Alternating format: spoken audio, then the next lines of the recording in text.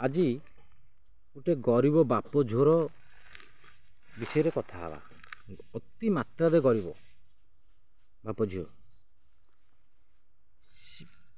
ବାପ ତ ବୁଢ଼ା, ତେଣୁକରି ଝିଅକୁ କହିଲା, ମା ତୁ ଯଦି ଏ ବର୍ଷ 10ମରେ 10th ଯଦି ଟପର ହୋଇଯିବୁ, ମୁଁ ତତେ ଗୋଟେ ଅତି ସୁନ୍ଦର ଖାଇବା ଜିନିଷ ଦେବି। ଝିଅ ସେଇଠୁ ମନରେ ଚିନ୍ତା କଲା, ଆମେ ତ ଗରିବ ଲୋକ, ହଉ।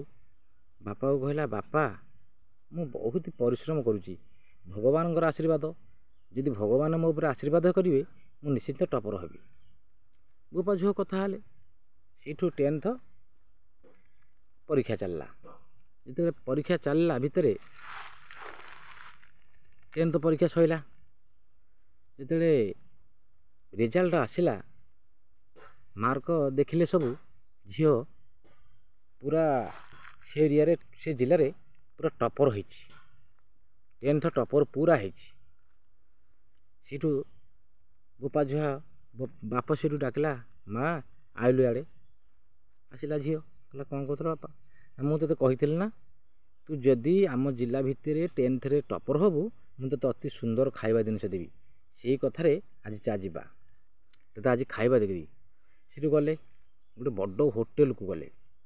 ବଡ଼ ହୋଟେଲ ଭିତରେ ଯାଇକି ପହଞ୍ଚିଲେ। ପହଞ୍ଚିବା ପରେ ସେ ହୋଟେଲରେ କାମ କରୁଥିବା ଲୋକକୁ ବୁଢ଼ା କହିଲା, ଭାଇ ଗୋଟେ କଥା ଶୁଣିବ ନା? କ'ଣ ନା, ମୁଁ ମୋ ଝିଅ ପାଇଁ ଗୋଟେ ସୁନ୍ଦର ଭାବରେ ଟେଷ୍ଟି ଭାବରେ ଗୋଟେ ମସଲା ଦୋସା ଆଣିବ, ଖାଇବ ମୋ ଝିଅ। ସେ କାମ କରୁଥିବା ଲୋକ କହିଲା, ହଉ ଠିକ୍ ଅଛି। କେତେଟା ନା ଗୋଟେ। ବୁଢ଼ା କହିଲା ଗୋଟେ। ସେଇଠୁ କହିଲା, ତମେ ଖାଇବନି? ସେ ହୋଟେଲରେ କାମ କରୁଥିବା ଲୋକ ଜଣକ କହିଲା, ତମେ ଖାଇବନି ନା? ନାଇଁ ନାଇଁ ମୁଁ ଖାଇବିନି। ସେ ମନରେ ଚିନ୍ତା କଲା, ଖାଲି ଝିଅ ପାଇଁ କହୁଛି ଖାଇବା ପାଇଁ, କାହିଁ ବୁଢ଼ା କେଉଁ କାରଣରୁ ଖାଇବନି। ସେ ଭାବିଲା, ଇଏ ଅତି ଗରିବ ଲୋକ, ଆଙ୍କ ପାଖରେ ପଇସା ପତ୍ର କିଛି ନାହିଁ। ଠିକ୍ ଅଛି। ସେଇଠୁ ମାଲିକ ପାଖକୁ, ସେ କାମ କରୁଥିବା ହୋଟେଲର ଲୋକ ଜଣକ ହୋଟେଲର ମାଲିକ ପାଖକୁ ଗଲେ। କହିଲା, ଆଜ୍ଞା ମୁଁ ଆପଣଙ୍କୁ ଗୋଟେ କଥା କହିବି। ନା ରେ କହୁନୁ, କ'ଣ କଥା ତୁ କହିବୁ, ମୁଁ କଥା ରଖିବିନି।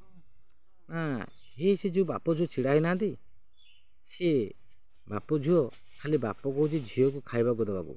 ସେ ଅତି ଗରିବ ଲୋକ। ଦେଖୁନ ତାଙ୍କ ସାର୍ଟ କାପଡ଼ା, ଦେଖୁନ ସାର୍ଟ ଯାହା ପିନ୍ଧିଛନ୍ତି, ସେ କେମିତି ଚିରା, ଯାହାହେଲେ ଗରିବ ଲୋକଙ୍କର ଚିରାଫଟା ଟିକେ ଦାଗ ଥିବ, ଆପଣ ଦେଖୁନାହାନ୍ତି। ଆଉ ତାଙ୍କ ଝିଅ ଆମ ଜିଲ୍ଲାରେ 10thରେ ଟପର ହୋଇଛି। ଇଏ ହୋଟେଲ ମାଲିକ କହିଲା, ଆରେ ତୁ କ'ଣ ଦେବୁ? ତୁ କ'ଣ ଖାଇବାକୁ ଦେବୁ? ଆମ ଏରିଆରେ ସେ କ'ଣ ଆମ ଝିଅ ନୁହଁ? ସେ ଆମ ଜିଲ୍ଲାରେ ଯେତେବେଳେ ଟପର ହେଇଛି, ସେ ବୋପା ଝିଅଙ୍କୁ ଯାହା ବହୁତ ଯାହା ଖାଇବେ ତାଙ୍କୁ ସବୁ ଦେବ। ସେଇଠୁ ହୋଟେଲରେ କାମ କରୁଥିବା ଲୋକ ଜଣକ ଆସିଲା।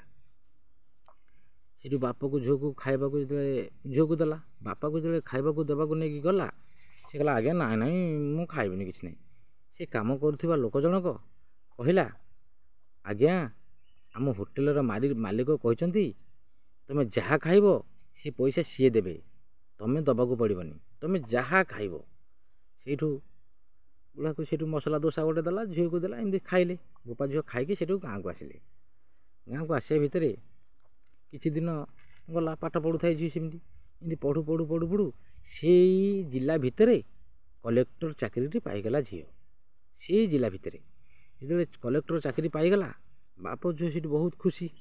ବାପ ସେଠି ବହୁତ ଖୁସି, ଯାହା ହଉ ମୋ ଝିଅ ନାଁ ରଖିଲା, ଭଲ ମନ୍ଦ କଲା, ମୋରି ଜିଲ୍ଲାରେ କେମିତି ଚାକିରି ପାଇଲା, ସବୁ ବାପ ଖୁସି ହେଲା। ଆଉ ଝିଅ ସେଇଠୁ ବାପାଙ୍କୁ କହିଲା, ବାପା ତମର ମନ ଅଛି ମୁଁ ଯେତେବେଳେ 10thରେ ପଢ଼ିଲା ବେଳେ ଟପର ହେଇଥିଲି, ମୋତେ ଖାଇବାକୁ ଯେଉଁ ହୋଟେଲକୁ ନେଇଥିଲ, ଆଜି ସେଇ ହୋଟେଲକୁ ବରାଦ କରିବା, ସେଇ ହୋଟେଲକୁ ଯିବା।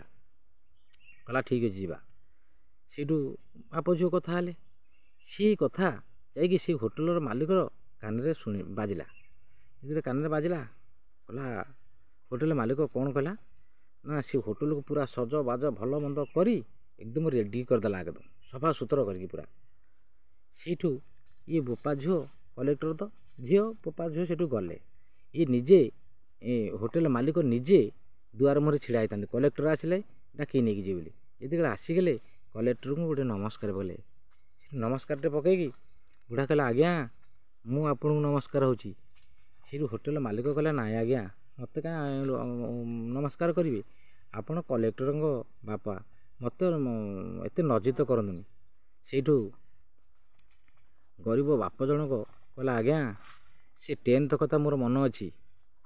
ଆଜି ଆପଣଙ୍କ ହୋଟେଲରେ ଯେତେ ଷ୍ଟାଫ୍ ଅଛନ୍ତି ସେ ଷ୍ଟାଫ୍ର ପଇସା ମୁଁ ଦେବି, ଆଉ ସେମାନେ ଖାଇବେ ସବୁ। ହୋଟେଲର ଷ୍ଟାଫ୍ ଯେତେ ଅଛନ୍ତି, ଆପଣ ମଧ୍ୟ ମାଲିକ ସହିତ ଯେତେ ଜଣ ଅଛନ୍ତି ସମସ୍ତେ ଖାଇବେ। ଖାଇସାରିକି ଯାହା ବିଲ୍ ହେବ କିନ୍ତୁ ମୁଁ ଦେବି। ସେଇଠୁ ହୋଟେଲ ମାଲିକ ଆଉ ତାଙ୍କର ଯେତେ ଷ୍ଟାଫ୍ ଥିଲେ ସମସ୍ତେ ଖାଇଲେ। ପୁଣି ହୋଟେଲ ମାଲିକଙ୍କୁ ବୁଢ଼ା କହିଲା, ଆଉ କଲେକ୍ଟର କହିଲେ, ତୁମେ ଗୋଟେ କାମ କର, ଆମ ଜିଲ୍ଲାରେ ଯେତେ ଲୋକ ଅଛନ୍ତି ସମସ୍ତଙ୍କ ପାଇଁ ତୁମେ ରୋଷେଇ କର, ସେଇ ପଇସା ମୁଁ ମଧ୍ୟ ଦେବି। କଲେକ୍ଟର ମଧ୍ୟ ନିଜେ କହିଲେ। ବାପ କହିଲେ, ହଁ ମୋ ଝିଅ ଯାହା କହୁଛି ଠିକ୍ କହୁଛି। ସେଇଠୁ ବାପ ଝିଅ ସେଇଠୁ ମାନେ ଦେଲେ, ଦେଇକି ଖିଆ ଖତା ଯାହା ଯେମିତି କରିକି ପୁଣି ଘରକୁ ଆଇଲେ।